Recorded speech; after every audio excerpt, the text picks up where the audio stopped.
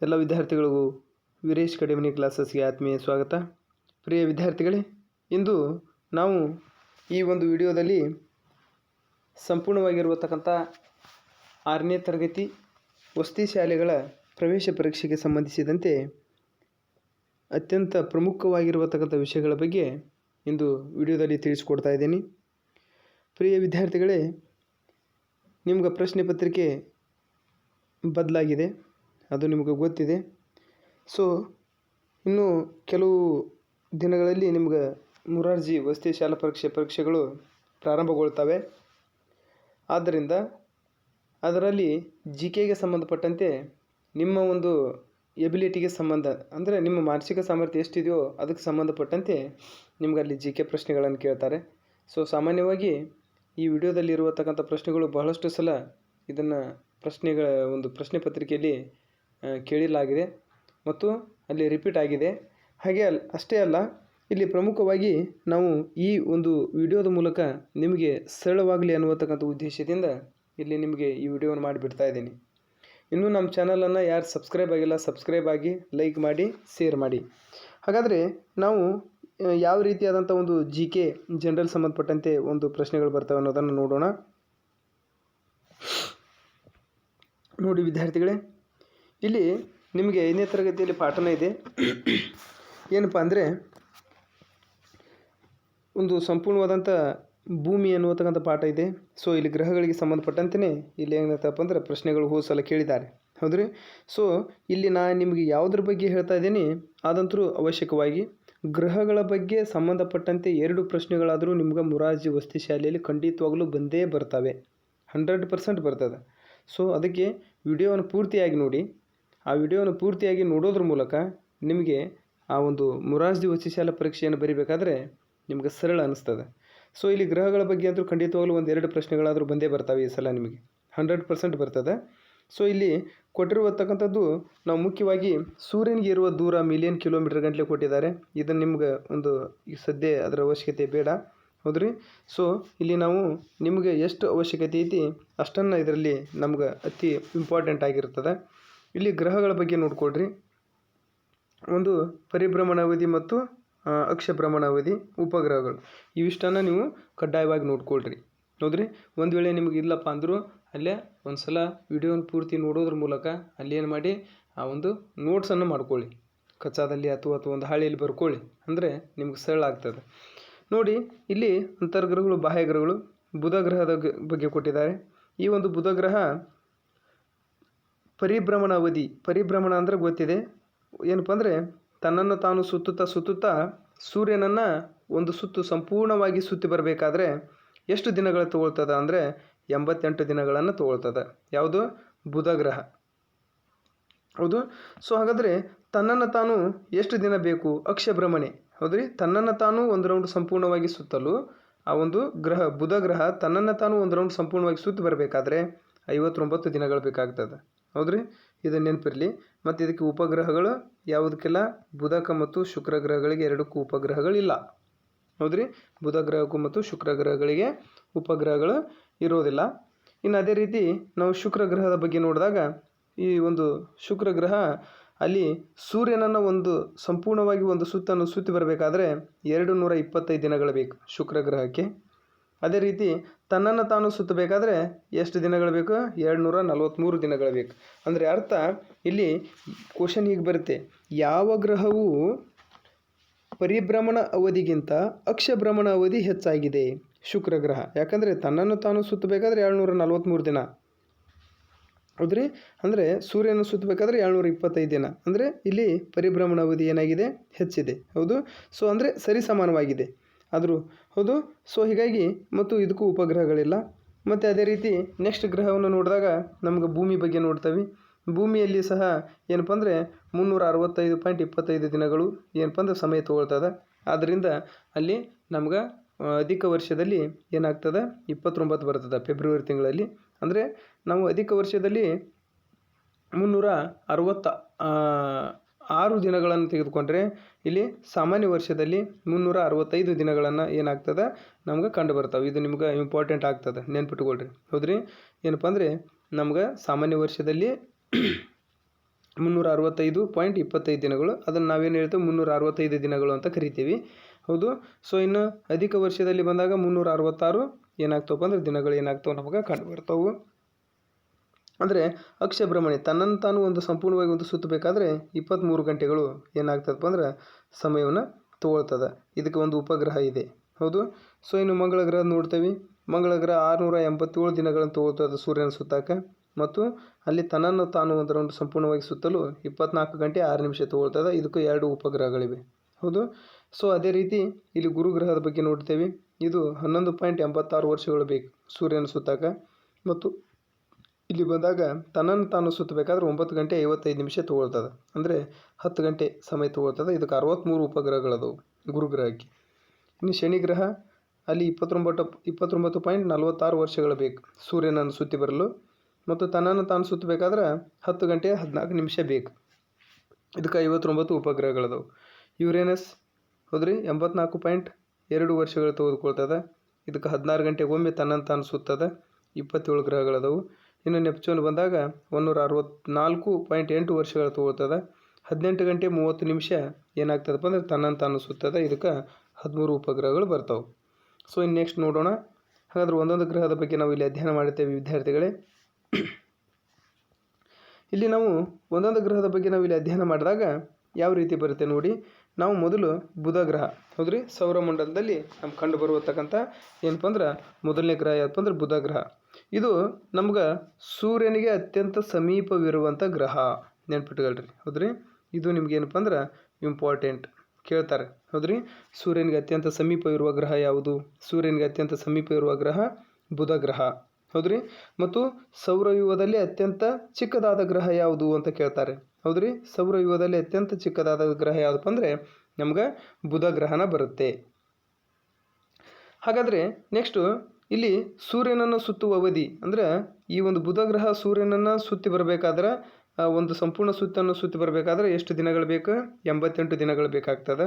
ಮತ್ತು ಬುಧ ಗ್ರಹ ತನ್ನನ್ನು ತಾನು ಸುತ್ತಲು ತೆಗೆದುಕೊಳ್ಳುವಂಥ ಅವಧಿಗಳು 55 ದಿನಗಳನ್ನು ತೆಗೆದುಕೊಳ್ತದೆ. ಇದು ನಿಮ್ಗೆ ನೆನಪಿರಲಿ. ಹೌದು. ಇದ್ರ ಮೇಲೆ ಕ್ವಶನ್ ನಿಮ್ಗೆ ಖಂಡಿತವಾಗ್ಲೂ ಬರ್ತಾವೆ. ಗ್ರಹಗಳ ಬಗ್ಗೆ ಮಾತ್ರ ಖಂಡಿತವಾಗ್ಲೂ 2 ಪ್ರಶ್ನೆ ಬರ್ತವೆ ನಿಮಗೆ. ಇನ್ನು ವ್ಯಾಸ ಇದನ್ನು ನೋಡುವಂಥ ನಿಮ್ಗೆ ಸದ್ಯ ನಿಮ್ಗೆ ಅವಶ್ಯಕತೆ ಇಲ್ಲ. ಸಾಂದ್ರತೆಯ ಅವಶ್ಯಕತೆ ಇಲ್ಲ. ಹೌದ್ರಿ. ಅತ್ಯಂತ ಕಡಿಮೆ ಪರಿಭ್ರಮಣ ಅವಧಿ ಹೊರಗಿರುವತಕ್ಕಂಥ ಗ್ರಹ.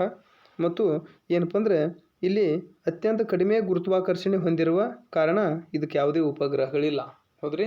ಹಾಗಾದ್ರೆ ಇದಕ್ಕೆ ಉಪಗ್ರಹಗಳಿಲ್ಲ. ಯಾಕಪ್ಪ ಅಂದರೆ ಇದು ಅತ್ಯಂತ ಕಡಿಮೆ ಒಂದು ಏನಪ್ಪ ಅಂದ್ರೆ ಗುರುತ್ವಾಕರ್ಷಣೆ ಶಕ್ತಿಯನ್ನು ಹೊಂದಿದೆ. ಆದ್ದರಿಂದ ಇದಕ್ಕೆ ಉಪಗ್ರಹಗಳು ಇರೋದಿಲ್ಲ. ಸೊ ಮುಂದಿನ ಪ್ರಶ್ನೆಯನ್ನು ನೋಡೋಣ. ನೆಕ್ಸ್ಟ್ ನಾವೇನು ಮಾಡ್ತೇವಪ್ಪ ಅಂದ್ರೆ ಶುಕ್ರ ಗ್ರಹದ ಬಗ್ಗೆ ನೋಡ್ತೇವೆ. ಸೊ ಇಲ್ಲಿ ಶುಕ್ರ ಗ್ರಹದ ಬಗ್ಗೆ ನಾವು ಅಧ್ಯಯನ ಮಾಡಬೇಕಾದ್ರೆ ನಾವು ಮೊದಲು ನೋಡಿ ಶುಕ್ರ ಗ್ರಹದಲ್ಲಿ ಏನು ಕೊಟ್ಟಿದ್ದಾರೆ. ಈ ಒಂದು ಶುಕ್ರ ಗ್ರಹದಲ್ಲಿ ಭೂಮಿಯಿಂದ ಕಾಣುವತಕ್ಕಂಥ ಆಕಾಶಕಾಯಗಳಲ್ಲಿ ಸೂರ್ಯಚಂದ್ರನನ್ನು ಹೊರತುಪಡಿಸಿ, ಅಂದರೆ ಇಲ್ಲಿ ಸೂರ್ಯ ಮತ್ತು ಚಂದ್ರ ಅವರು ಆಕಾಶಕಾಯಗಳೇ, ಅವೆರಡನ್ನು ಹೊರತುಪಡಿಸಿ ಅಲ್ಲಿ ಅತ್ಯಂತ ಪ್ರಕಾಶಮಾನವಾಗಿ ಕಾಣುವತಕ್ಕಂಥ ಗ್ರಹ ಯಾವುದಪ್ಪ ಅಂದ್ರೆ ಶುಕ್ರ ಗ್ರಹ. ಇದು ನಿಮ್ಗೆ ಕೇಳ್ತಾರೆ ಕ್ವಶನ್. ಯಾವ ಥರ ಕೇಳ್ಬೋದು? ನಮ್ಮ ಭೂಮಿಯಿಂದ ಬರಿಗಣ್ಣಿನಿಂದ ವೀಕ್ಷಿಸಬಹುದಾದಂತಹ ಏನಪ್ಪ ಅಂದ್ರೆ ಒಂದು ಆಕಾಶಕಾಯ ಗ್ರಹ ಯಾವುದಪ್ಪ ಅಂದಾಗ ಶುಕ್ರ ಗ್ರಹ ಕಾಣ್ತೇವೆ. ಹೌದ್ರಿ. ಅಂದರೆ ಆಕಾಶಕಾಯ ಅಂದರೆ ಪ್ರಕಾಶಮಾನವಾಗಿ ಹೊಳೆಯುವತಕ್ಕಂಥದ್ದು. ನಮ್ಗೆ ಅತಿ ಹೆಚ್ಚು ಪ್ರಕಾಶಮಾನವಾಗಿ ಹೊಳೆಯುವತಕ್ಕಂಥ ಗ್ರಹ ಯಾವುದಪ್ಪ ಅಂದರೆ ನಮ್ಗೆ ಶುಕ್ರ ಗ್ರಹ ಅಂತ ಕರಿತೇವೆ. ಆದರೆ ಭೂಮಿಯ ಇದನ್ನು ಅವಳಿ ಗ್ರಹ ಅಂತ ಕರಿತೇವೆ ನಾವು. ನೆನ್ಪಿಟ್ಕೊಳ್ರಿ. ಹೌದ್ರಿ. ಹಾಗಾದ್ರೆ ಭೂಮಿಯ ಅವಳಿ ಗ್ರಹ ಅಂತಂದು ಯಾವ ಗ್ರಹವನ್ನು ಕರೆಯುತ್ತೇವೆ? ಭೂಮಿಯ ಅವಳಿ ಗ್ರಹ ಅಂತಂದು ನಾವೇನು ಮಾಡ್ತೇವೆ? ಶುಕ್ರ ಗ್ರಹವನ್ನು ಕರೆಯುತ್ತೇವೆ. ಮತ್ತು ಇದಕ್ಕೆ ಇನ್ನೂ ಒಂದು ಹೆಸರಿದೆ. ಏನಪ್ಪ ಅಂದರೆ ಮುಂಜಾನೆ ನಕ್ಷತ್ರ ಅಂತೇವೆ. ಹೌದ್ರಿ. ಯಾಕಪ್ಪ ಅಂದರೆ ವರ್ಷದ ಕೆಲವು ದಿನಗಳು ಏನು ಮಾಡ್ತದಪ್ಪ ಅಂದ್ರೆ ಸೂರ್ಯ ಉದಯ ಆಗೋದಕ್ಕಿಂತ ಮೊದಲ ಏನಾಗ್ತದಪ್ಪ ಅಂದ್ರೆ ಆ ಒಂದು ಮೊದಲೇ ಕಾಣಿಸ್ಕೊಳ್ತದೆ. ಇದು ಸೂರ್ಯ ಉದಯ ಆಗೋದಕ್ಕಿಂತ ಮೊದಲು ಕಾಣಿಸ್ಕೊಳ್ಳೋದ್ರಿಂದ ಇದನ್ನು ಮುಂಜಾನೆ ಗ್ರಹ ಅಂತ ಕರಿತೇವೆ ಮತ್ತು ಅವಳಿ ಗ್ರಹ ಅಂತ ಕರಿತೇವೆ. ವೆರಿ ಇಂಪಾರ್ಟೆಂಟ್, ನೆನ್ಪಿಟ್ಕೊಳ್ರಿ. ಹೌದ್ರಿ. ಮತ್ತು ಇನ್ನೂ ಒಂದು ಹೆಸರಿದೆ, ಬೆಳ್ಳಿ ಚುಕ್ಕಿ ಅಂತಲೂ ಕರಿತೇವೆ ನಾವು ಶುಕ್ರ ಗ್ರಹವನ್ನು. ಯಾಕಪ್ಪ ಶುಕ್ರ ಗ್ರಹವನ್ನು ನಾವು ಬೆಳ್ಳಿ ಚುಕ್ಕಿ ಅಂತ ಕರಿತೇವೆ? ಹಾಗಾದ್ರೆ ಯಾಕೆ ಇದನ್ನು ಶುಕ್ರಗ್ರಹವನ್ನು ಬೆಳ್ಳಿ ಚುಕ್ಕಿ ಅಂತ ನಾವು ಕರಿತೇವಪ್ಪ ಅಂದರೆ ಇಲ್ಲಿ ನಾವು ಇದು ಬೆಳ್ಳಿ ಚುಕ್ಕಿ ಅನ್ನಲಿಕ್ಕೆ ಮುಖ್ಯವಾದ ಕಾರಣ ಏನಪ್ಪ ಅಂದ್ರೆ ಇಲ್ಲಿ ಅತ್ಯಂತ ಹೆಚ್ಚು ಪ್ರಕಾಶಮಾನವಾಗಿ ಹೊಳೆಯುವತಕ್ಕಂಥ ಗ್ರಹ ಆಗಿರೋದ್ರಿಂದ ಇದನ್ನು ಬೆಳ್ಳಿ ಚುಕ್ಕಿ ಗ್ರಹ ಅಂತಲೂ ನಾವೇನು ಮಾಡ್ತೇವೆ? ಕರಿತೇವೆ. ಹಾಗಾದರೆ ಇಲ್ಲಿ ನಾವು ಒಂದು ಸೂರ್ಯನನ್ನು ಒಂದು ಸಂಪೂರ್ಣ ಸುತ್ತನ್ನು ಸುತ್ತಿ ಬರಬೇಕಾದ್ರೆ 225 ದಿನಗಳನ್ನು ತೆಗೆದುಕೊಳ್ತದೆ. ಮತ್ತು ತನ್ನನ್ನು ತಾನು ಒಂದು ರೌಂಡು ಸಂಪೂರ್ಣವಾಗಿ ಸುತ್ತಬೇಕಾದ್ರೆ 743 ದಿನಗಳನ್ನು ತೆಗೆದುಕೊಳ್ತದೆ ಶುಕ್ರ ಗ್ರಹ. ಕ್ಲಿಯರಾ? ಇದನ್ನು ನೋಟ್ಸ್ ಮಾಡ್ಕೊಳ್ರಿ. ಇದರಲ್ಲಿ ಇಂಪಾರ್ಟೆಂಟ್ ನಾ ಯಾವುದು ಅಂಡರ್ಲೈನ್ ಮಾಡ್ತೇನೆ ಅದನ್ನು ಅಷ್ಟು ನೋಟ್ಸ್ ಮಾಡ್ಕೊಳ್ರಿ. ಅದು ಖಂಡಿತವಾಗಲೂ ನಿಮ್ಮ ಪ್ರಶ್ನೆಗಳು ಅದರ ಮೇಲೆ ಬಂದೇ ಬರ್ತವೆ. ಹೌದು. ಮತ್ತು ಏನಪ್ಪ ಅಂದರೆ ಇಲ್ಲಿ ನಾವು ಇದಕ್ಕೆ ಶುಕ್ರ ಗ್ರಹಕ್ಕೂ ಸಹ ನಾವು ಉಪಗ್ರಹಗಳಿಲ್ಲ. ಸೌರಮಂಡಲದಲ್ಲಿ ಒಂದು ಬುಧ ಗ್ರಹ, ಇನ್ನೊಂದು ಶುಕ್ರ ಗ್ರಹ. ಹೌದ್ರಿ? ಇವೆರಡು ಗ್ರಹಗಳಿಗೆ ಉಪಗ್ರಹಗಳಿಲ್ಲ. ಕೇಳ್ತಾರೆ ನಿಮಗೆ. ಹೌದ್ರಿ? ಯಾವ 2 ಗ್ರಹಗಳಿಗೆ ಉಪಗ್ರಹಗಳು ಕಂಡುಬ ಈ ಕೆಳಗಿನದಲ್ಲಿ ಯಾವುದರಲ್ಲಿ ಉಪಗ್ರಹಗಳಿಲ್ಲ ಅಂತ ಕೇಳಿದಾಗ ಏನು ಹೇಳ್ತೀರಾ? ಬುಧ ಮತ್ತು ಶುಕ್ರ ಇವೆರಡೂ ಗ್ರಹಗಳಿಗೆ ಉಪಗ್ರಹಗಳು ಇಲ್ಲ. ಹೌದು. ಹಾಗಾದರೆ ಇಲ್ಲಿ ನಮಗೆ ನೆಕ್ಸ್ಟ್ ನಾವು ಇಲ್ಲಿ ಏನನ್ನು ಅಧ್ಯಯನ ಮಾಡ್ತೇವಪ್ಪ ಅಂದರೆ ಇಷ್ಟನ್ನು ನೀವು ಒಂದು ನವೋದಯ ಒಂದು ಪರೀಕ್ಷೆಗೆ ನೀವು ತಯಾರು ಮಾಡಿಕೊಂಡ್ರೆ ನಿಮ್ಗೆ ಖಂಡಿತವಾಗಲೂ ಅಲ್ಲಿ ಏನಾಗ್ತದೆ, ಅನುಕೂಲ ಆಗ್ತದೆ. ನೆಕ್ಸ್ಟ್ ಮಂಗಳ ಗ್ರಹದ ಬಗ್ಗೆ ನೋಡ್ತೇವೆ ನಾವು. ಹೌದ್ರಿ? ಸೊ ಇಲ್ಲಿ ಮಂಗಳ ಗ್ರಹದ ಬಗ್ಗೆ ನೋಡಿದಾಗ ನಮಗೇನು ಬರ್ತದೆ ಮಂಗಳ ಗ್ರಹದಲ್ಲಿ ನೋಡ್ರಿ. ಇಲ್ಲಿ ಮಂಗಳ ಗ್ರಹದಲ್ಲಿ ಇದನ್ನು ನಾವು ಇದು ಕಾಣುವತಕ್ಕಂಥ ಮಂಗಳ ಗ್ರಹ ನಮಗೇನು ಕಾಣ್ತದಪ್ಪ ಅಂದ್ರೆ ಕೆಂಪು ಬಣ್ಣದಲ್ಲಿ ಕಾಣ್ತಾ ಇದೆ. ಹೀಗಾಗಿ ಮಂಗಳ ಗ್ರಹವನ್ನು ನಾವೇನಂತ ಕರಿತೇವೆ? ಕೆಂಪು ಗ್ರಹ ಎಂದು ಕರೆಯುತ್ತೇವೆ. ಹೌದ್ರಿ? ಮತ್ತು ಸೂರ್ಯನಿಂದ ಎಷ್ಟನೇ ಸ್ಥಾನಕ್ಕೆ ಬರ್ತದೆ ಇದು? ಸೂರ್ಯನಿಂದ 4ನೇ ಸ್ಥಾನದಲ್ಲಿರುವತಕ್ಕಂಥ ಗ್ರಹ ಇದು. ಎಷ್ಟನೇ ಸ್ಥಾನದಲ್ಲಿ? 4ನೇ ಸ್ಥಾನದಲ್ಲಿರುವತಕ್ಕಂಥ ಗ್ರಹ. ಮತ್ತು ಏನಪ್ಪ ಅಂದ್ರೆ ಇದಕ್ಕೆ ಕುಜ ಗ್ರಹ ಅಂತಲೂ ಕರಿತೇವೆ, ಇನ್ನೊಂದು ಅಂಗಾರಕ ಗ್ರಹ ಅಂತಲೂ ಕರಿತೇವೆ. ನೆನ್ಪಿಟ್ಕೊಳ್ಳಿ. ಹೌದ್ರಿ? ಇದಕ್ಕೇನು ಕುಜ ಗ್ರಹ, ಇನ್ನೊಂದು ಅಂಗಾರಕ ಗ್ರಹ ಅಂತಲೂ ನಾವೇನು ಮಾಡ್ತೇವೆ? ಇದನ್ನು ಕರಿತೇವೆ. ಮತ್ತು ಇದಕ್ಕೆ 2 ಉಪಗ್ರಹಗಳದವು. ಇದನ್ನು ನೆನ್ಪಿಟ್ಕೊಳ್ರಿ. ಹೌದ್ರಿ? ಇದನ್ನು ಕೇಳ್ತಾರೆ. ಮಂಗಳ ಗ್ರಹದ ಉಪಗ್ರಹಗಳು. ಹೌದ್ರಿ? ಒಂದು ಡಿಮೋಸ್ ಮತ್ತು ಏನು ಫೋಬೋಸ್ ಅಂತಂದು ಕರಿತೇವೆ ನಾವು. ಹೌದ್ರಿ? ಈ ಒಂದು ಡಿಮೋಸ್ ಮತ್ತು ಫೋಬೋಸ್ ಇವೇನಪ್ಪ ಅಂದ್ರೆ 2 ಉಪಗ್ರಹಗಳನ್ನು ಏನಾಗಿದೆ ಇಲ್ಲಿ ಮಂಗಳ ಗ್ರಹ ಹೊಂದಿದೆ. ಅದೇ ರೀತಿ ನಾವು ಇಲ್ಲಿ ಒಂದು ನಮ್ಗೆ ಸಂಪೂರ್ಣವಾಗಿ ಸೂರ್ಯನ ಸುತ್ತುವ ವೇಗ ಏನಪ್ಪ ಅಂದ್ರೆ ಒಂದು ಮೀಟರ್ಗೆ ಅಂದರೆ ಮೀಟರ್/ಸೆಕೆಂಡ್. ಹೌದ್ರಿ? ಅಂದರೆ 748 ಏನಪ್ಪ ಅಂದ್ರೆ ವೇಗವಾಗಿ ಏನಾಗ್ತದಪ್ಪ ಅಂದ್ರೆ ಮೀಟರ್ದಷ್ಟು ವೇಗವಾಗಿ ಏನಾಗ್ತದೆ ಒಂದು ಸೆಕೆಂಡ್ಗೆ ಸುತ್ತುವತಕ್ಕಂಥದ್ದು. ಇನ್ನು ಅದೇ ರೀತಿ ನೆಕ್ಸ್ಟ್ ಮುಂದಿನ ನೋಡೋಣ. ಇನ್ನು ನೆಕ್ಸ್ಟ್ ನಾವು ಯಾವ ಗ್ರಹದ ಬಗ್ಗೆ ನೋಡ್ತೇವಪ್ಪ ಅಂದ್ರೆ ಗುರುಗ್ರಹದ ಬಗ್ಗೆ ನೋಡ್ತೇವೆ.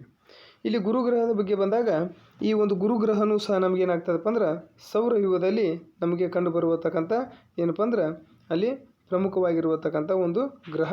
ಅಷ್ಟೇ ಅಲ್ಲ, ಸೌರವ್ಯೂಹದಲ್ಲೇ ಅಂದ್ರೆ ಒಂದು ಸೂರ್ಯನ ಕುಟುಂಬದಲ್ಲಿ, ಒಂದು ಸೂರ್ಯನ ಪರಿವಾರದಲ್ಲೇ ಅತ್ಯಂತ ದೊಡ್ಡ ಗ್ರಹ ಯಾವುದಪ್ಪ ಅಂದ್ರೆ ಗುರುಗ್ರಹ. ಇದನ್ನು ನೆನ್ಪಿಟ್ಕೊಳ್ರಿ. ಸಾಮಾನ್ಯವಾಗಿ ಇದರ ಮೇಲೆ ಪ್ರಶ್ನೆಗಳು ಬರ್ತಾವೆ. ಹೌದ್ರಿ? ಏನಪ್ಪ ಅಂದ್ರೆ ಅಲ್ಲಿ ನಾವು ಸೌರಮಂಡಲದಲ್ಲಿ ಅತ್ಯಂತ ದೊಡ್ಡ ಗ್ರಹ ಯಾವುದು? ಗುರುಗ್ರಹ. ಹೌದ್ರಿ?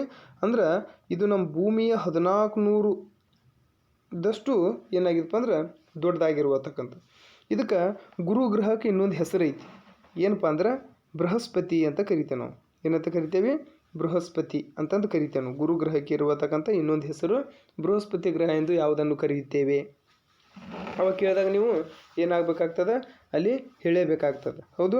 ಸೊ ಅಷ್ಟೇ ಅಲ್ಲ, ಇಲ್ಲಿ ಈ ಗ್ರಹ ಮತ್ತು 4 ಉಪಗ್ರಹಗಳನ್ನು ಕಂಡುಹಿಡಿದವರು ಅಂದ್ರೆ ಈ ಗುರುಗ್ರಹವನ್ನು ಕಂಡುಹಿಡಿದವರು ಮತ್ತು ಇದಕ್ಕೆ 4 ಉಪಗ್ರಹಗಳದವು. ಹೌದ್ರಿ? ಇದು 4 ಉಪಗ್ರಹಗಳನ್ನು ಕಂಡುಹಿಡಿದಂಥವ್ರು ಯಾರಪ್ಪ ಅಂದ್ರೆ ಗೆಲಿಲಿಯೋ. ಎಷ್ಟರಲ್ಲಿ? 1610ನೇ ಇಸ್ವಿಯಲ್ಲಿ ಏನು ಮಾಡಿದಪ್ಪ ಅಂದ್ರೆ ಗೆಲಿಲಿಯೋ ಅಲ್ಲಿ ಈ ಗುರುಗ್ರಹವನ್ನು ಪತ್ತೆ ಹಚ್ಚುವುದರ ಜೊತೆಗೆ ಮತ್ತು ಆ ಗುರುಗ್ರಹದಲ್ಲಿರುವತಕ್ಕಂಥ 4 ಉಪಗ್ರಹಗಳನ್ನು ಸಹ ಏನು ಮಾಡಿದ್ರು ಅವರು? ಪತ್ತೆ ಹಚ್ಚಿದರು. ಯಾರು? ಅಲ್ಲಿ ಗೆಲಿಲಿಯೋ. ಹೀಗಾಗಿ ಮತ್ತು ನಮ್ಮ ಸೌರಮಂಡಲದಲ್ಲಿ ಅತೀ ಕಡಿಮೆ ಅಕ್ಷ ಭ್ರಮಣೆ ಅವಧಿಯನ್ನು ಹೊಂದಿರುವ ಗ್ರಹ ಇದು. ಅಕ್ಷ ಭ್ರಮಣೆ ಅಂದ್ರೆ ಏನು? ಅಲ್ಲಿ ತನ್ನನ್ನು ತಾನು ಸುತ್ತೋದು. ಹೌದ್ರಿ? ಅಂದ್ರೆ ತನ್ನನ್ನು ತಾನು ಸುತ್ತಲು ಅತೀ ಕಡಿಮೆ ಸಮಯವನ್ನು ತೆಗೆದುಕೊಳ್ಳುವತಕ್ಕಂಥ ಸೌರವ್ಯೂಹದಲ್ಲೇ ಒಂದು ಗ್ರಹ ಯಾವುದಪ್ಪ ಅಂದ್ರೆ ನಮ್ಗೆ ಗುರುಗ್ರಹ. ಎಷ್ಟು? 9 ಗಂಟೆ 55 ನಿಮಿಷ. ಹೌದ್ರಿ? ಇದು ಸಮಯ ತೆಗೆದುಕೊಳ್ತದೆ. ಮತ್ತು ಗುರುಗ್ರಹಕ್ಕೆ 63 ಏನದವಪ್ಪ ಅಂದ್ರೆ ಉಪಗ್ರಹಗಳದವು. ಮತ್ತು ಇಲ್ಲಿ ಬೆಳಗುವ ಧೂಳಿನ ಬಳೆ ಅಂತಂದು ಇತ್ತೀಚಿನ ಒಂದು ಏನಾಗ್ತಪ್ಪ ಅಂದ್ರೆ ಗ್ರಹದಲ್ಲಿ ಕಂಡು ಬಂದಿದ್ದಾರೆ ಸಂಶೋಧನೆ ಮಾಡಿದ ನಂತರ. ಮತ್ತು ಸೌರಮಂಡಲದಲ್ಲಿ ಅತಿ ಹೆಚ್ಚು ಉಷ್ಣಾಂಶ ಹೊಂದಿರುವತಕ್ಕಂಥ ಗ್ರಹ ಯಾವುದಪ್ಪ ಅಂದ್ರೆ ಅಲ್ಲಿ ನಮ್ಗೆ ಗುರುಗ್ರಹ. ಹೌದ್ರಿ? ನಮ್ಮ ಬುಧ ಮತ್ತು ಶುಕ್ರ ಅಂತಂದು ಹಾಕ್ತೀರ, ಯಾಕಂದರೆ ಭೂಮಿಗೆ ಸಮೀಪದವು, ಅಲ್ಲೇ ಹಾಕುವಂಗಿಲ್ಲ. ಹೌದ್ರಿ? ಅತಿ ಹೆಚ್ಚು ಉಷ್ಣಾಂಶ ಹೊಂದಿರುವತಕ್ಕಂಥ ಗ್ರಹ ಯಾವುದಪ್ಪ ಅಂದ್ರೆ ನಮ್ಗೆ ಗುರುಗ್ರಹ. ಮತ್ತು 1994ರಲ್ಲಿ ಈ ಗುರುಗ್ರಹವನ್ನು ಅಪ್ಪಳಿಸಿದ ಧೂಮಕೇತು ಶೋಮೇಕರ್ ಅಂತ ಕರಿತೇವೆ ನಾವು. ಯಾವುದ್ರಿ?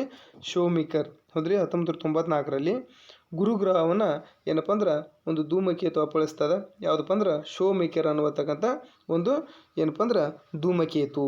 ಇದನ್ನು ನಿಮಗೆ ಏನು ಪಾಯಿಂಟ್ ಮಾಡಿದ್ದೀನಿ ಇಷ್ಟನ್ನು ನೆನ್ಪಿಟ್ಕೊಂಡ್ರೆ ನೀವು ಖಂಡಿತವಾಗಲೂ ಮುರಾರ್ಜಿ ಪರೀಕ್ಷೆಗಳನ್ನು ಬರೀತೀರಾ. ಸೊ ಹಾಗಾದರೆ ಹೋದ ಸಲ ಏನು ಕ್ವಶನ್ ಕೇಳಿದ್ದಾನೆ ಇದ್ರ ಮೇಲೆ ನೋಡೋಣ. ಓಕೆ ವಿದ್ಯಾರ್ಥಿಗಳೇ, ಇಲ್ಲಿ ಹೋದ ಸಲ ಏನು ಮಾಡಿದಾರಪ್ಪ ಅಂದರೆ ಇಲ್ಲಿ ಕ್ವಶನ್ ಕೇಳಿದ್ದಾನೆ ಏನಪ್ಪ ಅಂದರೆ ಸೌರವ್ಯೂಹದಲ್ಲೇ ಅತ್ಯಂತ ದೊಡ್ಡ ಗ್ರಹ ಯಾವುದು ಅಂತ ಕೇಳಿದ್ದಾನೆ. ಇಲ್ಲಿ ಏನು ಕಾಣ್ತಾ ಇದ್ದಲ್ಲ ಇದೇ ಪ್ರಶ್ನೆನ ಅಲ್ಲಿ ಏನು ಮಾಡಿದಾನಪ್ಪ ಅಂದ್ರೆ 2019ರಲ್ಲಿ ಕೇಳಿದ್ದಾನೆ. ಎಷ್ಟರಲ್ಲಿ 2019ರಲ್ಲಿ ಏನಪ್ಪ ಅಂದ್ರೆ ಒಂದು ಮುರಾರ್ಜಿ ಪರೀಕ್ಷೆಯಲ್ಲಿ ಕೇಳಿದ್ದಾರೆ. ಹೌದು. ಸೊ ಈ ಸಲ ನಿಮ್ಗೆ ಏನಾಗ್ತಪ್ಪ ಅಂದ್ರೆ ನಮ್ಗೆ ಖಂಡಿತವಾಗ್ಲೂ ನಿಮ್ಗೆ ಏನಾಗ್ಬೋದು ಇದರಲ್ಲಿ ಕ್ವಶನನ್ನು ಕೇಳ್ಬೋದು.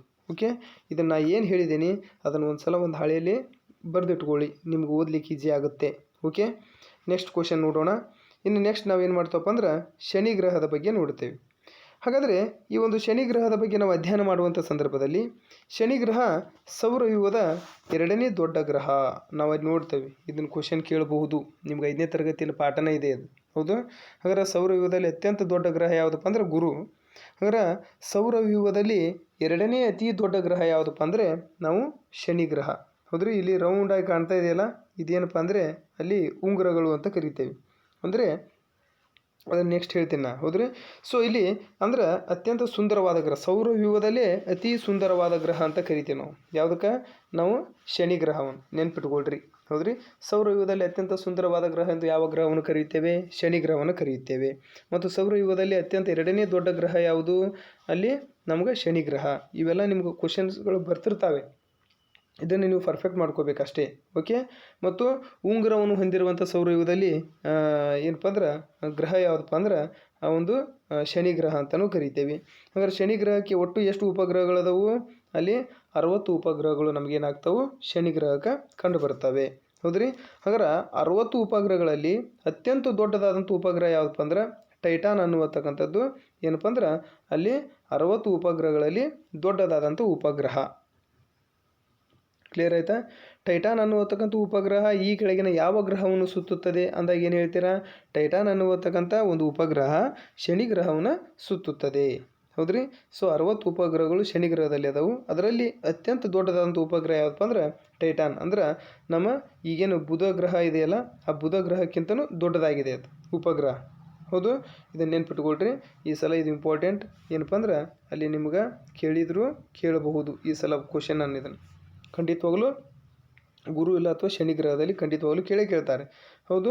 ಇನ್ನು ಅದೇ ರೀತಿ ಇಲ್ಲಿ ಶನಿ ಗ್ರಹಕ್ಕೆ ಸಮೀಪದ ಒಂದು ದೊಡ್ಡ ಉಪಗ್ರಹಗಳು ಬರ್ತಾವೆ. ಹೌದ್ರಿ. ದೊಡ್ಡ ಉಪಗ್ರಹಗಳು ಏನಪ್ಪ ಅಂದ್ರೆ ಮೀಮಾಸ್, ಎನ್ಸಿಲಾಡಸ್, ತೇತಿಸ್, ಡಿಯೋನ್ ಮತ್ತು ರಿಯಾ ಇವು ಶನಿ ಗ್ರಹದ ಸಮೀಪಕ್ಕೆ ಕಂಡುಬರುವತಕ್ಕಂಥ ದೊಡ್ಡ ಉಪಗ್ರಹಗಳು. ನೆಕ್ಸ್ಟ್ ನೋಡೋಣ. ನೆಕ್ಸ್ಟ್ ನಾವು ಯುರೇನಸ್ ಗ್ರಹದ ಬಗ್ಗೆ ನೋಡ್ತೇವೆ. ಈ ಒಂದು ಯುರೇನಸ್ ಗ್ರಹ ಏನಾಗಿದೆ ಯಾವ ರೀತಿ ಕೊಟ್ಟಿದ್ದಾರೆ ನೋಡ್ಕೊಳ್ರಿ. ಯುರೇನಸ್ ಗ್ರಹ ಇದನ್ನು ನೀಲ ಗ್ರಹ ಅಂತ ಕರಿತೇವೆ ನಾವು. ಹೌದ್ರಿ. ಹಂಗಾಗಿ ಯುರೇನಸ್ ಗ್ರಹವನ್ನು ನೀಲಿ ಬಣ್ಣದಲ್ಲಿ ಕಾಣಲು ಕಾರಣ ಏನಪ್ಪ ಅಂದ್ರೆ ಮಿಥೇನ್ ಅನಿಲ ಇದೇನಪ್ಪ ಅಂದ್ರೆ ಹೆಚ್ಚಿರೋದ್ರಿಂದ ಅದು ನಮ್ಗೆ ನೀಲ ಗ್ರಹ ಅಂತಂದು ನಾವೇನು ಮಾಡ್ತೇವೆ ಅದನ್ನು ಕರಿತೇವೆ. ಓಕೆ. ಸೊ ಈ ಒಂದು ಯುರೇನಸ್ ಗ್ರಹವನ್ನು 1781ನೇ ಇಸ್ವಿದಾಗ ವಿಲಿಯಂ ಹರ್ಷಲ್ ಅನ್ನುವತಕ್ಕಂಥವ್ರು ಏನು ಮಾಡಿದರು ಇದನ್ನು ಕಂಡುಹಿಡಿದ್ರು. ನೆನ್ಪಿಟ್ಕೊಳ್ರಿ. ಹೌದ್ರಿ. ಯಾರು? ವಿಲಿಯಂ ಹರ್ಷಲ್ ಅನ್ನುವತಕ್ಕಂಥವ್ರು 1781ರಲ್ಲಿ ಇದನ್ನು ಕಂಡುಹಿಡಿತಾರೆ. ಹೌದ್ರಿ. ಸೊ ಹಾಗಾದರೆ ಇದು ಸೂರ್ಯನ ಸುತ್ತ 84 ಅಂದರೆ ಸೂರ್ಯನನ್ನು ಒಂದು ಸಂಪೂರ್ಣ ಸುತ್ತನ್ನು ಸುತ್ತಬೇಕಾದ್ರೆ 84 ವರ್ಷ ಬೇಕು.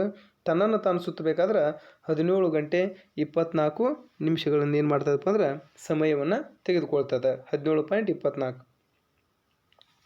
ಅಲ್ಲಿ ಶುಕ್ರ ಗ್ರಹನೂ ಸಹ ವಿರುದ್ಧ ದಿಕ್ಕಿನಲ್ಲಿ ಚಲಿಸಿದಂತೆ ಇಲ್ಲಿ ಯುರೇನಸ್ ಗ್ರಹನು ಏನಾಗ್ತದಪ್ಪ ಅಂದ್ರೆ ವಿರುದ್ಧ ದಿಕ್ಕಿನಲ್ಲಿ ಚಲಿಸ್ತವೆ. ಅಂದರೆ ಇಲ್ಲಿ ಶುಕ್ರ ಗ್ರಹ ಏನಾಗ್ತವಪ್ಪ ಅಂದ್ರೆ ಅಲ್ಲಿ ಮತ್ತು ಸೌರಮಂಡಲದಲ್ಲಿ 2 ಗ್ರಹಗಳು ವಿರುದ್ಧವಾಗಿ ಚಲಿಸಂತವು. ಹೌದ್ರಿ. ಒಂದು ಶುಕ್ರ ಗ್ರಹ, ಇನ್ನೊಂದು ಯುರೇನಸ್ ಗ್ರಹ. ಹೌದ್ರಿ. ನಮ್ಮ ಸೌರವ್ಯೂಹದಲ್ಲಿ. ಮತ್ತು ಈ ಯುರೇನಸ್ ಗ್ರಹಕ್ಕೆ ಎಷ್ಟು ಉಪಗ್ರಹಗಳದವು? 17 ಉಪಗ್ರಹಗಳು ನಮಗೇನಾಗ್ತವೆ ಕಂಡುಬರುತ್ತವೆ.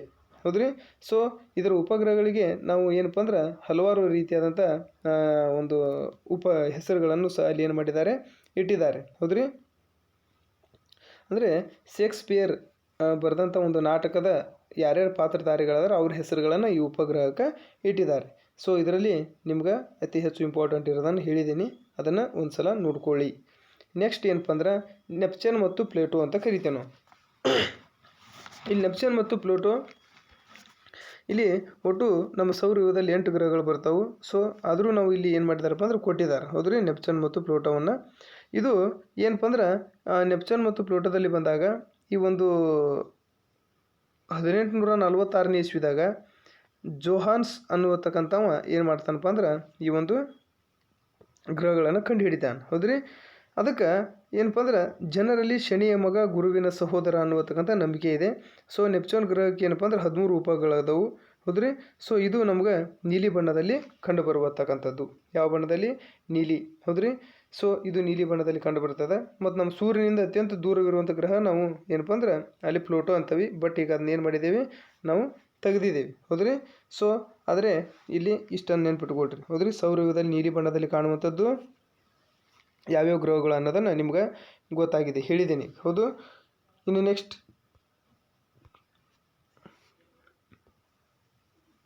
ನೋಡಿ ವಿದ್ಯಾರ್ಥಿಗಳೇ, ಈಗ ನಾವು ಏನು ಮಾಡ್ತೇವಪ್ಪ ಅಂದ್ರೆ ಭೂಮಿಯ ಬಗ್ಗೆ ಅಭ್ಯಾಸವನ್ನು ಮಾಡ್ತೀವಿ.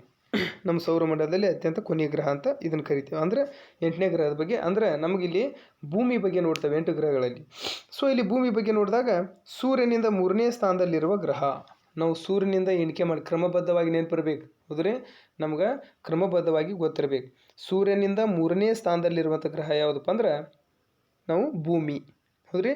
1ನೇ ಸ್ಥಾನದಲ್ಲಿ ಬುಧ ಇದೆ, 2ನೇ ಸ್ಥಾನದಲ್ಲಿ ಶುಕ್ರ ಇದೆ, 3ನೇ ಸ್ಥಾನದಲ್ಲಿ ನಮಗೇನಿದೆ ಭೂಮಿ ಇದೆ, 4ನೇ ಸ್ಥಾನದಲ್ಲಿ ನಮ್ಗೆ ಮಂಗಳ ಗ್ರಹವಿದೆ. ಇದು ಕ್ರಮಬದ್ಧವಾಗಿ ಅಂತ ಕರಿತೇವೆ ನಾವು, ಹೌದು. ಇದು ನೆನಪಿರಬೇಕು. ಸೊ ಇಲ್ಲಿ ಸೂರ್ಯನಿಂದ ನಮ್ಮ ಸೌರಮಂಡಲದಲ್ಲಿ 3ನೇ ಸ್ಥಾನದಲ್ಲಿರುವಂಥ ಗ್ರಹ ಯಾವುದಪ್ಪ ಅಂದರೆ ನಮಗೆ ಅಲ್ಲಿ ಭೂಮಿ, ಹೌದು. ದೊಡ್ಡ ಗ್ರಹ ಮತ್ತು ಚಿಕ್ಕ ಗ್ರಹ ಅದು ಬೇರೆ, ಹೌದ್ರಿ. ದೊಡ್ಡ ಗುರು, ಕ್ಲಿಯರ್ ಆಯಿತಾ? ಅದು ದೊಡ್ಡದು. ಸೌರವ್ಯೂಹದಲ್ಲಿ 2ನೇ ದೊಡ್ಡ ಗ್ರಹ, ಅದನ್ನು ನಿಮ್ಗೆ ಹೇಳಿದ್ದೇನೆ. ಆದರೆ ಇದು 3ನೇ ಸ್ಥಾನದಲ್ಲಿದೆ, ಹೌದು. ಸೊ 1ನೇ ಸ್ಥಾನದಲ್ಲಿ ಯಾವುದಿದೆ?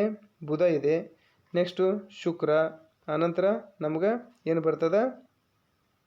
ಭೂಮಿ, ಹೌದ್ರಿ. ಸೊ ಆನಂತರ ಮಂಗಳ. ಹಿಂಗೆ ಸೀರಿಯಲಾಗಿ ಏನಾಗ್ತವಪ್ಪ ಅಂದ್ರೆ ನಮ್ಗೆ ಗೊತ್ತಿರಬೇಕು, ಓಕೆ. ಸೊ ಹಾಗಾದ್ರೆ ಜೀವಿಗಳು ವಾಸಿಸುವಂಥ ಏಕೈಕ ಗ್ರಹ ಯಾವುದಪ್ಪ ಅಂದ್ರೆ ನಮ್ಮ ಭೂಮಿ.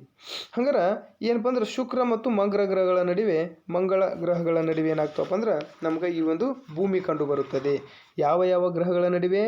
ಒಂದು ಶುಕ್ರ ಗ್ರಹ, ಇನ್ನೊಂದು ಮಂಗಳ ಗ್ರಹ, ಹೌದ್ರಿ. ಸೊ ಇಲ್ಲಿ ಮಂಗಳ ಮತ್ತು ಶುಕ್ರ ಗ್ರಹದ ಮಧ್ಯೆ ನಮಗೇನಾಗ್ತದೆ? ಈ ಒಂದು ಭೂಮಿ ಅನ್ನುವತಕ್ಕಂಥ ಗ್ರಹ ನಮಗೆ ಕಂಡು ಬರುತ್ತದೆ. ಅದಕ್ಕೆ ನಮ್ಮ ಭೂಮಿಯು ಯಾವ ಗ್ರಹಗಳ ಮಧ್ಯೆ ಕಂಡು ಬರುತ್ತದೆ? ಇದು ಕ್ವಶನ್ ಕೇಳಿದ್ದಾನೆ ಹೋದ ವರ್ಷ ಅಲ್ಲ, ಅದಕ್ಕಿಂತ ಮೊದಲಿನ ವರ್ಷ ಕೇಳಿದ್ದಾನೆ, ಹೌದ್ರಿ. ಏನು? ಮಂಗಳ ಮತ್ತು ಏನಪ್ಪ ಅಂದ್ರೆ ಶುಕ್ರ ಗ್ರಹಗಳ ಮಧ್ಯೆ ಕಂಡು ಬರುವಂಥ ಗ್ರಹ ಯಾವುದು? ಭೂಮಿ. ಮತ್ತು ಏನಪ್ಪ ಅಂದ್ರೆ ಸೂರ್ಯನಿಂದ 3ನೇ ಸ್ಥಾನದಲ್ಲಿರುವಂಥ ಗ್ರಹ ಯಾವುದು? ಭೂಮಿ, ಹೌದ್ರಿ. ಸೊ ಹಾಗಾದರೆ ಇದು ಪಶ್ಚಿಮದಿಂದ ಪೂರ್ವಕ್ಕೆ ಪ್ರದಕ್ಷಿಣೆ ಆಗ್ತದೆ, ಅದು ನಿಮ್ಗೆ ಗೊತ್ತಿದೆ, ಹೇಳಿದ್ದೀನಿ. ಸೊ ಇಲ್ಲಿ ಮುಖ್ಯವಾಗಿ ಬಂದಾಗ ಒಂದು ನಾವು ಭೂಮಿಯ ನೈಸರ್ಗಿಕ ಏಕೈಕ ಉಪಗ್ರಹ ಅಂತ ನಾವು ಯಾವುದು ಕರಿತೇವಪ್ಪ ಅಂದ್ರೆ ಅಲ್ಲಿ ಚಂದ್ರನನ್ನು ಕರಿತೇವೆ, ಹೌದ್ರಿ. ಚಂದ್ರ ನಮ್ಮ ಭೂಮಿಯ ನೈಸರ್ಗಿಕ ಉಪಗ್ರಹ. ಇಲ್ಲಿ ಒಂದೇ ಉಪಗ್ರಹ ಐತಿ ನಮ್ಮ ಭೂಮಿಗೆ, ಇದು ನಿಮ್ಗೆ ಗೊತ್ತಿರಲಿ, ಓಕೆ. ಸೊ ಹಾಗಾದರೆ ನಮ್ಮ ಭೂಮಿ ಯಾವ ಆಕಾರದಲ್ಲಿದೆ? ಇದು ಕ್ವಶನ್ ಇಂಪಾರ್ಟೆಂಟ್. ಯಾವ ಆಕಾರದಲ್ಲಿ ಇದೆಪ್ಪ ಅಂದ್ರೆ ನಮಗೂ ಗೋಳಾಕಾರವಾಗಿದೆ ಅಂತ ಕರಿತೇವೆ, ಹೌದ್ರಿ. ಗೋಳಾಕಾರವಾಗಿರುವಂಥದ್ದು ನಮ್ಮ ಭೂಮಿ, ಅದಕ್ಕೆ ಇದು ನಿಮ್ಮ ನೆನಪಿರಲಿ. ಮತ್ತು ಇಲ್ಲಿ ಭೂಮಿ ಸುತ್ತುವಿಕೆ ಬಗ್ಗೆ ಹೇಳ್ತೇವೆ. ಪ್ರದಕ್ಷಿಣೆ, ಹೌದ್ರಿ. ಅಕ್ಷ ಭ್ರಮಣೆ ಎಷ್ಟು? ತನ್ನಂತಾನು ಸುತ್ತೋದು 23 ಗಂಟೆ 56 ನಿಮಿಷ 4.9 ಸೆಕೆಂಡ್ ಅಂತ ಕರಿತೇವೆ. ಇದ್ರ ನಿಜವಾದ ಸುತ್ತುವಿಕೆ, ಹೌದ್ರಿ. ಎಷ್ಟು? 23 ಗಂಟೆ 56 ನಿಮಿಷ 4.9 ಏನಪ್ಪ ಅಂದ್ರೆ ಸೆಕೆಂಡ್. ಅಂದರೆ ನಾವು ಸರಾಸರಿಯಾಗಿ ಏನಂತ ಕರಿತೇವೆ? 24 ಗಂಟೆ ಅಂತಂದು ಏನು ಮಾಡ್ತೇವೆ? ಇದನ್ನು ಕರಿತೇವೆ, ಹೌದು. ಸೊ ಹಂಗಾರೆ ಸೂರ್ಯನ ಸುತ್ತಿ ಬರಬೇಕಾದ್ರೆ 365 ದಿನಗಳು 6 ಗಂಟೆ 9 ನಿಮಿಷ, ಹೌದ್ರಿ. 9.45 ಸೆಕೆಂಡ್. ಅಂದರೆ ಇದನ್ನು 365 ದಿವಸ ಅಂತ ಕರಿತೇವೆ, ಅಥವಾ ಇದು ಸಾಮಾನ್ಯ ವರ್ಷ. ಇನ್ನು 366 ದಿನಗಳಂದು ಅಧಿಕ ವರ್ಷದಲ್ಲಿ ಕರಿತೇವೆ, ಹೌದ್ರಿ. ಸೊ ಹೀಗಾಗಿ ಇದು ನಮ್ಮ ಭೂಮಿ ಬಗ್ಗೆ ಇಷ್ಟು ಹೇಳಿದ್ದೀನಿ. ಸೊ ವಿದ್ಯಾರ್ಥಿಗಳೇ, ಇನ್ನೊಂದು ಸಲ ಗಮನ ಇಟ್ಟು ನೋಡ್ಕೊಳ್ರಿ. ಇದನ್ನು ಏನು ಅಂಡರ್ಲೈನ್ ಮಾಡೀನಿ ಅದನ್ನು ಬರೆದಿಟ್ಕೊಳ್ಳಿ. ಖಂಡಿತವಾಗಲೂ ನಿಮಗೇನಾಗ್ತದೆ? ಇದ್ರ ಮೇಲೆ ಪ್ರಶ್ನೆಗಳು ಬರ್ತವೆ. ಖಂಡಿತವಾಗಲೂ ಇದ್ರ ಮೇಲೆ ನಿಮಗೆ ಏನೋ ಇಲ್ಲ ಅಂದರೂ 2 ಪ್ರಶ್ನೆಗಳಾದರೂ ನಿಮಗೇನಾಗ್ತವಪ್ಪ ಅಂದ್ರೆ ಖಂಡಿತವಾಗಲೂ ಕೇಳ್ತಾರೆ, ಓಕೆ. All the best. ಇನ್ನು ನೆಕ್ಸ್ಟ್ ಮತ್ತೆ ನಾವು ಮುಂದಿನದಾಗಿ ಮುರಾರ್ಜಿಗೆ ಸಂಬಂಧಪಟ್ಟಂತೆ ಮತ್ತೆ ಪ್ರಶ್ನೆಗಳನ್ನು ಬಿಡಿಸ್ತಾ ಇರ್ತೀನಿ. ಇನ್ನೂ ನಮ್ಮ ಚಾನಲನ್ನು ಯಾರು ಸಬ್ಸ್ಕ್ರೈಬ್ ಮಾಡಿಲ್ಲ, ಸಬ್ಸ್ಕ್ರೈಬ್ ಮಾಡಿ, ಲೈಕ್ ಮಾಡಿ, ಶೇರ್ ಮಾಡಿ, ವಿಡಿಯೋವನ್ನು ಪೂರ್ತಿಯಾಗಿ ನೋಡಿ.